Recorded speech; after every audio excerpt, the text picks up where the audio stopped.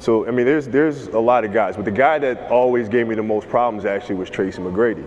Tracy McGrady. Yeah. Tracy McGrady, man. Tracy McGrady with his, he had all the skills and all the athleticism, but he was 6'9".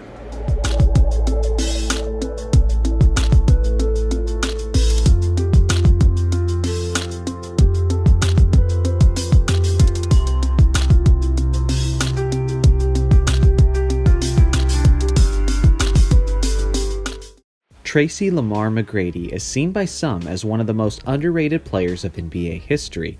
He was a 6'8" shooting guard and small forward who had terrific ball handling skills, fantastic range with the ability to hit highly contested shots, and he was a fierce slasher and finisher at the rim.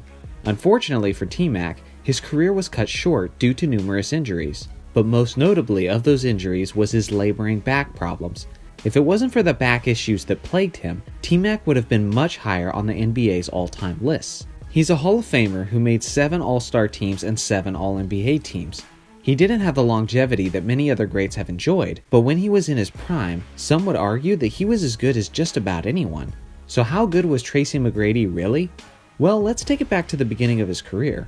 Tracy was drafted straight out of high school in 1997 by the Toronto Raptors with the 9th overall pick. He took a bit of time to develop into the superstar player we remember.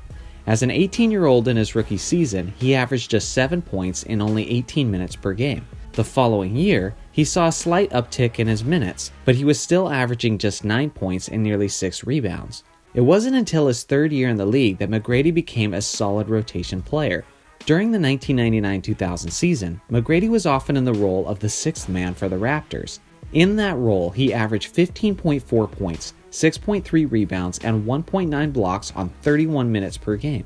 At this point, the talent and potential of their star tandem could be clearly seen. Vince Carter was already a premier scorer and superstar, right as McGrady was starting to come into his own, similar to how Scottie Pippen developed alongside of an already elite Michael Jordan. Unfortunately though, Tracy had something else in mind. During the 2000 offseason, McGrady experienced his first free agency and ended up signing with the Orlando Magic. By doing this, Tracy was returning to his home state of Florida, where he would no longer be under the shadow of Vince Carter and could begin to lead his own franchise. It's a move that McGrady has since said that he regrets, but we'll touch on that more later. Assisting McGrady in Orlando was supposed to be the newly signed superstar Grant Hill, but Hill only played 4 games in their first season together as his ongoing ankle injury started to ruin his career as a star from this point on. This meant that T-Mac was now, for the first time, given the wheel of a franchise and was in a position where he would need to carry the team offensively. And in this position, McGrady thrived. That year, he averaged 26.8 points, 7.5 rebounds, 4.6 assists, 1.5 steals, and 1.5 blocks on 46% shooting. He was only 21 years old, and he was a monster on both sides of the ball and won the Most Improved Player award as he drug his shorthanded Magic into the playoffs.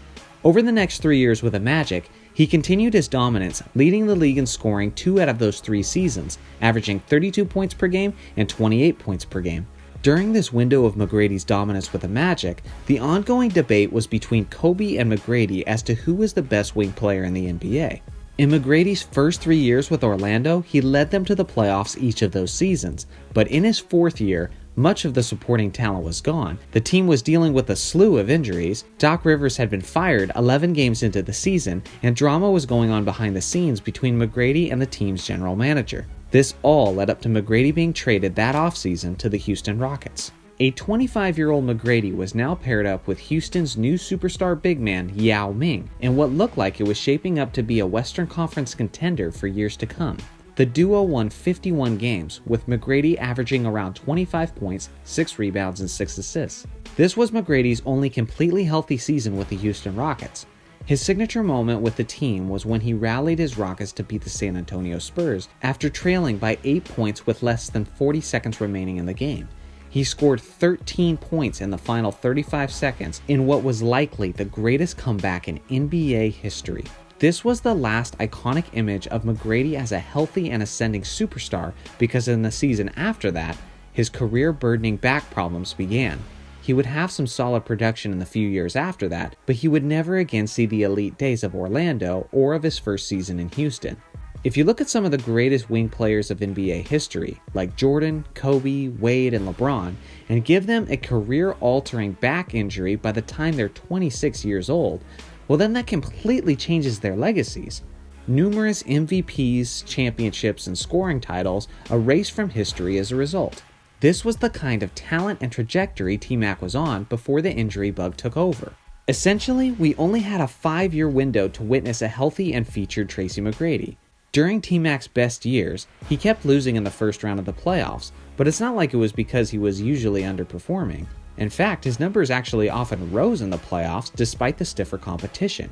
He simply didn't have the circumstances or best opportunities to win like he could have had.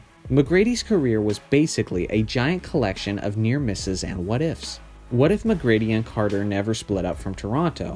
They would have been a force.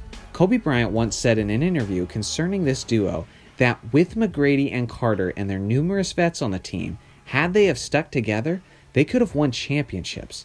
If Grant Hill isn't suffering from career-ruining foot injuries, maybe McGrady and Hill are contending for titles with the Orlando Magic.